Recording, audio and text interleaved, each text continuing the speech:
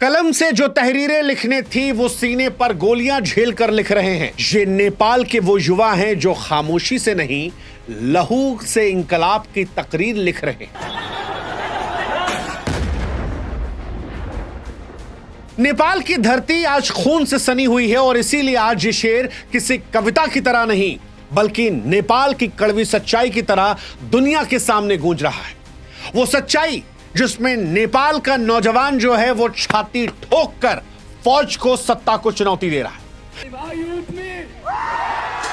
जिसमें नेपाल का बच्चा माथे पर गोली खा रहा है, जिसमें नेपाल का आम आदमी सड़कों पर उतरकर सत्ता को चुनौती दे रहा है।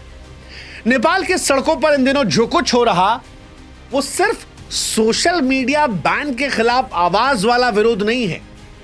ये भ्रष्टाचार, सत्ता के अहंकार और नेपाल में पीढ़ियों के उम्मीदों के दमन और आर्थिक तबाही के खिलाफ खड़ा एक ऐसा आंदोलन है जिसने एक नए सिरे से इतिहास लिखा है। वो जो श्रीलंका में हुआ था, वो जो बांग्लादेश में हुआ था, वो अब नेपाल में भी हो गया है। नेपाल में बच्चों ने सड़कों पर खून बहाया तो ओली सरकार को उखाड़ के फेंक दिया। सरकार जो है वो गिर चुकी है और ये तस्वीरें आज दुनिया को खून के आंसू रुला रही हैं, क्योंकि जब एक लड़का जो स्कूल बैग लेकर स्कूल जा रहा था वो गोली खाकर जमीन पर गिर पड़ा, किसी का जूता जो खून से सना दिख रहा था, तो ये सिर्फ एक तस्वीर नहीं थी, पूरी व्यवस्था का आईना था। वो व्यवस्था जहां जनता नंगी, भूखी और गोलियों से छलनी है और सत्ता आलीशान महलों में चैन की नींद सो रही थी। नेपाल का आंदोलन जो रहा वो सिर्फ सड़कों तक सीमित नहीं रहा, एक तूफान बना जिसने नेपाल की सियासत की जड़ों को उखाड़ फेंका।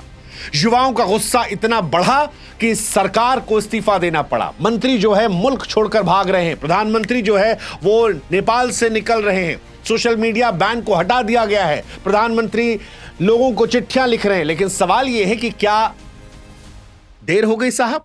और क्या सरकार यह भूल गई कि जिस ओर जवानी चलती है उस ओर जमाना चलता है? ये बात समझ ली होती तो शायद ओली सरकार की ये दुर्दशा नहीं होती। वैसे नेपाल आज इस हालत में क्यों पहुंचा है और ओली सरकार को इस्तीफा क्यों देना पड़ा है, उसके लिए आपको नेपाल से आई तस्वीरों को देखना पड़ेगा, क्योंकि तस्वीरें सिर्फ फोटो नहीं है, सत्ता के खिलाफ एक खुली किताब है। ये तस्वीरें बताती हैं कैसे एक छोटी सी चिंगारी सोशल मीडिया पर नेपाल को हिलाकर रख देती है, कैसे ये सिर्फ बैन की कहानी नहीं बल्कि दशकों के भ्रष्टाचार, बेरोजगारी और अन्याय की कहानी है। और आज एक एक तस्वीर हम आपको दिखाएंगे, लेकिन इन तस्वीरों को दिखाने के साथ एक गुजारिश हमारी है कि आप भी हमारी ताकत बनिए, हमारे व्हाट्सएप चैनल से जुड़िए, ताकि जब जनता के हितों की आवाज हम उठाएं, चाहे वो भारत हो या नेपाल, तो वो वीडियोज आप तक पहुंच जाएं। जुड़िएगा, कमेंट सेक्शन में हमने और डिस्क्रिप्शन में व्हाट्सएप चैनल का लिंक दे रखा है। अब शुरुआत करते हैं नेपाल की उन तस्वीरों से जिसने दुनिया को हिलाकर रख दिया। नेपाल में एक बच्चे के सिर में गोली मार, सच कहें तो यह दृश्य रोंगटे खड़े करने वाला है, नेपाल की जनता के दिल में आग लगाने वाला है। और यही सब तस्वीरें जो हैं ये आज वहां की सरकार को गिराने की वजह बनी है। नेपाल के लहू से सनी ये लोकतंत्र की चादर थी, लेकिन ये सिर्फ तस्वीर नहीं थी, सैकड़ों मौतों की शुरुआत थी। 8 सितंबर 2025 को हिंसा में कम से कम 19 युवा मारे गए, जिनमें 17 काठमांडू में थे, बाकी 2 इधर उधर के इलाकों मारे गए। नेपाल में बच्चों की ये मौतें सिर्फ आंकड़े नहीं थी बल्कि नेपाल की सत्ता के क्रूर चेहरे की गवाही थी। पुलिस ने लाइव गोलियां चलाई, रबर बुलेट दाग दिए, आंसू गैस के गोले छोड़ दिए, सब कुछ इस्तेमाल किया। किनके खिलाफ? उन बच्चों के खिलाफ जो उनके अपने बच्चे थे, वो बच्चे जो नेपाल का भविष्य थे। नेपाल में काठमांडू में सड़कों पर खून की होली खेल दी गई। एक प्रदर्शनकारी का खून से लथपथ जूता जो सड़क पर दिखाई पड़ा, वो सिर्फ नेपाल नहीं बल्कि दुनिया को झकझोर देने वाली तस्वीर थी, जो संदेश दे रही थी कि लोकतंत्र की रक्षा के नाम पर कैसे नेपाल में खून की नदियां बहा दी गई। क्या यह घटना जायज है?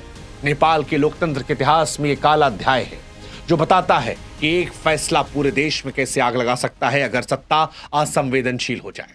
और सत्ता असंवेदनशील हुई तो जनता भी नंगी होकर सामने आ गई। एक तस्वीर निकलकर सामने आई जो शर्म की नंगाई नहीं थी, जो सत्ता को नंगा कर रही थी। एक तस्वीर सामने आई जहां पर नेपाली फौज के सामने एक अधेड़ उम्र का शख्स सामने आता है और वहां पर खड़े होकर चिल्लाता है कि मार लो अगर हिम्मत है, मैं चुप नहीं रहूंगा, मैं खामोश नहीं रहूंगा।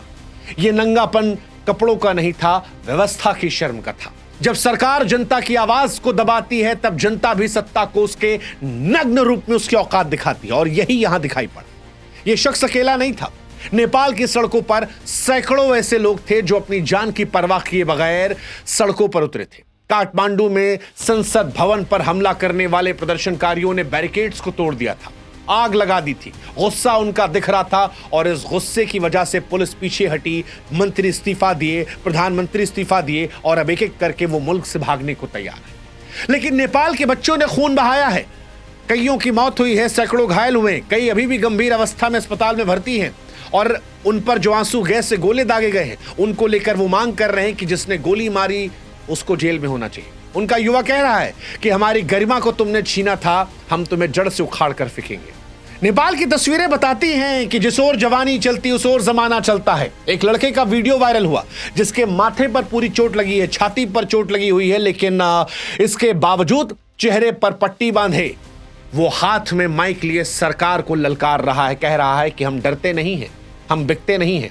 ये आवाज ही असली इंकलाब की पहचान है। लेकिन ये सिर्फ नारे नहीं बल्कि 347 से ज्यादा घायलों की हकीकत है। दुनिया भी कह रही है कि अंतर्राष्ट्रीय कानून का उल्लंघन है, क्योंकि प्रदर्शनकारी खतरा नहीं थे। 18 से 28 साल की उम्र के अधिकतर बच्चे थे, लेकिन पुलिस ने इसके बावजूद लाइव एम्यूनिशन का इस्तेमाल कर दिया। 13 से 28 साल के बच्चे जो स्कूल की यूनिफॉर्म में थे, कॉलेज के छात्र थे, उन पर हमला कर दिया। ये तानाशाही वाली मानसिकता को लेकर ही बच्चों ने कसम खाई कि अब सिर्फ कहानी बैन तक की नहीं है, अब सरकार को जड़ से उखाड़ कर फेंकेंगे, और वही दिखाई पड़ा। ये तस्वीरें बताती हैं कि युवाओं से जो टकराया है वो इतिहास का हिस्सा बन गया है, और इसी वजह से काठमांडू की गलियां जो हैं वो बीते 48 घंटों से समुद्र जैसी लग रही हैं, पहाड़ जैसी लग रही हैं। लाखों लोग सड़कों पर हैं, भीड़ में बूढ़े हैं, औरतें हैं, बच्चे हैं, लेकिन सबसे आगे युवा खड़े हैं। ये भीड़ सिर्फ गिनती की नहीं बल्कि सत्ता के खिलाफ खड़ा हिमालय है। प्रदर्शन पूरे देश में फैल गया। पोखरा, बुटवल, भैरहवा, भारतपुर, इटाहरी, दमक, कर्फ्यू लगने के बावजूद लड़के जो है सड़कों पर उतरे, आर्म्ड व्हीकल्स के आगे लेट गए, संसद भवन पर हमला कर दिया, बैरिकेड को तोड़ दिया, आग लगा दिया। ये सब भीड़ की ताकत को दिखाते हैं, लेकिन सत्ता ने इन सब के खिलाफ जो प्यार से जवाब देना चाहिए था, जो उनसे संवाद करके जवाब देना चाहिए था, जो अपनों को अपना समझ के जवाब देना चाहिए था, उसकी जगह गोलियों से जवाब दिया। और अभी भीड़ कह रही है कि जब लाखों आएंगे तो कितनों को मारोगे, कितनों को मारोगे। नहीं मार पाए ना, इसीलिए सत्ता से तुम बेदखल हो गए। अब आप में से जो लोग जिनको अब तक नहीं पता कि नेपाल में ये पूरा विवाद है क्या, उनको भी हम थोड़ा संक्षिप्त में समझा देते हैं। नेपाल में ये चिंगारी इसलिए सुलगी क्योंकि 4 सितंबर 2025 को नेपाल सरकार ने 26 social media platform, Facebook, YouTube, WhatsApp, Insta, Twitter, LinkedIn, Reddit, signal, Snapchat, सब पर ताला लगा दिया। तर्क दिया कि ये कंपनियां नेपाल में अपना दफ्तर नहीं खोल रही, टैक्स के नियम को नहीं मान रही। लेकिन कहानी असली कुछ और थी।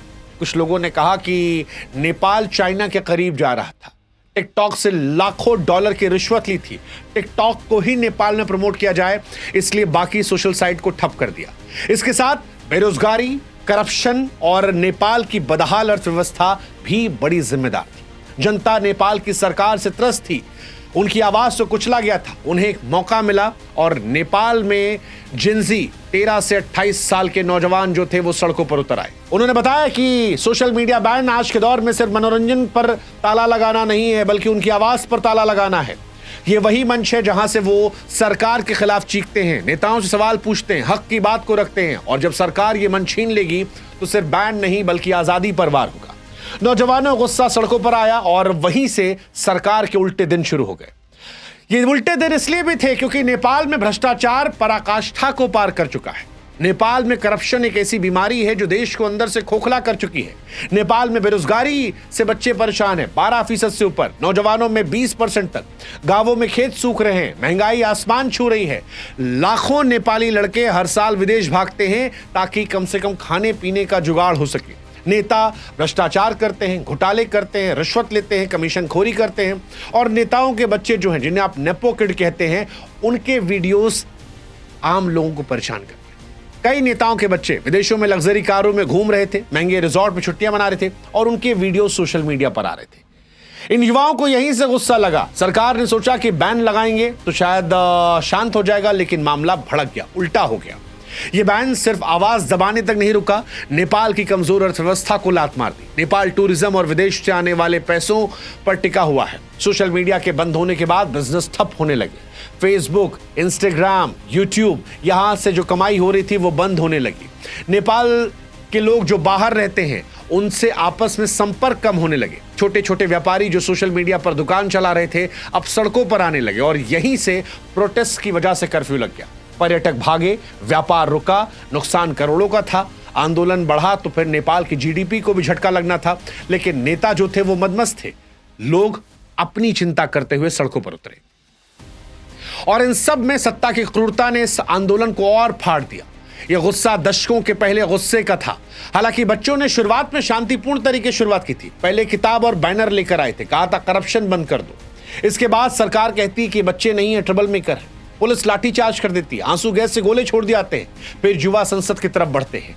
जब वहां पर कदम बढ़ते हैं तो पुलिस बल प्रयोग कर देती है, वाटर कैनन का इस्तेमाल करती है, रबर बुलेट का इस्तेमाल करती है, फिर गोली चलाई जाती है। 17 से 19 साल के युवाओं की मौत हो जाती है, सैकड़ों सड़क पर गिरकर घायल हो जाते हैं। सितंबर को काठमांडू में संसद पर हमला हुआ, प्रदर्शनकारियों ने बैरिकेड तोड़े, आग लगाई, 19 मौत हुई, 300-400 घायल हुए और उसी के बाद जनता गुस्सा जो था वो 7वें आसमान पर चला गया। सरकार यहां भी नहीं मानी, वो कर्फ्यू लगाती है, इंटरनेट को बंद करती है। काठमांडू, पोखरा में आर्मी को तैनात किया जाता है, लेकिन बच्चे अब आगे बढ़ते। वो कहते हैं इस्तीफा देना पड़ेगा और हुआ, सरकार इस्तीफा देती है। होम मिनिस्टर से लेकर प्रधानमंत्री इस्तीफा देते हैं और फिर वही होता है जो बांग्लादेश और श्रीलंका में हुआ था। बांग्लादेश में भी छात्र आंदोलन ने सत्ता बदल कर रख दी थी। 2024 में शेख हसीना की सरकार गिरी क्योंकि युवा जो थे वो भ्रष्टाचार और बेरोजगारी के खिलाफ विद्रोह करते। श्रीलंका में भी यही हुआ था, याद कीजिए। 2022 में आर्थिक संकट में जनता को राष्ट्रपति भवन में घुस जाने पर मजबूर कर दिया। नेपाल की हालत भी वैसी रही। भ्रष्टाचार, महंगाई, बेरोजगारी ने जनता को तिल तिल मारा और उसी जनता ने सरकार को पलट कर रख दिया। सत्ता की कुर्सी चली गई। नेपाल के युवा इस वक्त बदलाव के इतिहास को रच रहे हैं। हालांकि सत्ता अगर नेपाल में समय रहते सीख जाती, अगर सुधार कर दिए होते तो शायद नेपाल के भी हालात बांग्लादेश और श्रीलंका जैसे नहीं होते। नेपाल की अर्थव्यवस्था पहले ही संकट में थी और सरकारों के कदम ने इसे और परेशान कर दिया। युवाओं ने अब सरकार बदल दी है। हालांकि इन सब के बीच में करोड़ों का नुकसान हुआ है और अगर यह नुकसान ऐसे ही जारी रहा तो जीडीपी नेपाल की ओर गिरेगी। भ्रष्टाचार ने नेपाल को पहले ही खोखला कर दिया है। अब नेपाल एक अस्थिरता की तरफ जा चुका है। सरकार खत्म हो चुकी है, युवा संतुष्ट अब तक नहीं है। सरकार सोशल मीडिया पर बैन हटा चुकी है। प्रधानमंत्री विदेश भागने की तैयारी में है। मुआवजा देने का ऐलान किया जा रहा है, लेकिन क्या यह काफी है? युवा कह रहा है कि अब सिर्फ बैन नहीं चाहिए, साफ सुथरी पारदर्शी सरकार चाहिए। कर्फ्यू के बावजूद प्रोटेस्ट जारी है। विपक्ष जो है वो भी यहां पर सरकार पर दबाव बना रहा है। दुनिया की निगाहें जो है वो भी यहां पर है। नेपाल का भविष्य जो है वो युवाओं के हाथ में है। नेपाल का आंदोलन सिर्फ सोशल मीडिया बैन नहीं बल्कि भ्रष्टाचार, अन्याय, आर्थिक तबाही, लोकतंत्र की हत्या के खिलाफ युवाओं का इंकलाब है। सीने पर गोली खाने वाला नौजवान, खून से सना भीगा हुआ जूता, नंगे होकर ललकारते हुए प्रदर्शनकारी, लाखों की भीड़ और सत्ता का हिल जाना। ये तस्वीरें बताती हैं कि नेपाल की नई पीढ़ी खामोश नहीं है। हालांकि नेपाल में इस आंदोलन के लिए जिंदगियां भी गंवाई हैं। 19 मौत, ये सत्ता की नाकामी का सबूत है। लेकिन सवाल अब भी यही है कि क्या सत्ता जिम्मेदारी को समझेगी? क्या नेपाल अस्थिरता से स्थिरता की तरफ आएगा? क्या यह आंदोलन नेपाल को हमेशा के लिए बदल देगा? नेपाल के युवाओं की फिलहाल जीत हुई है क्योंकि उनकी बात मानी गई है। बैन रिस्टोर हो गया है, लेकिन सरकार जा चुकी है। अब भविष्य क्या होगा नेपाल का, वो देखने वाली बात होगी। क्या नेपाल में क्रांति रुकेगी या नेपाल एक नए सिरे से नई क्रांति को लिखेगा? वक्त बताएगा। लेकिन इस घटना ने फिर एक बार बता दिया कि जिस ओर जवानी चलती है उस ओर ही जमाना चलता है। जय भारत, जय नेपाल, जय हिंद, जय भारत।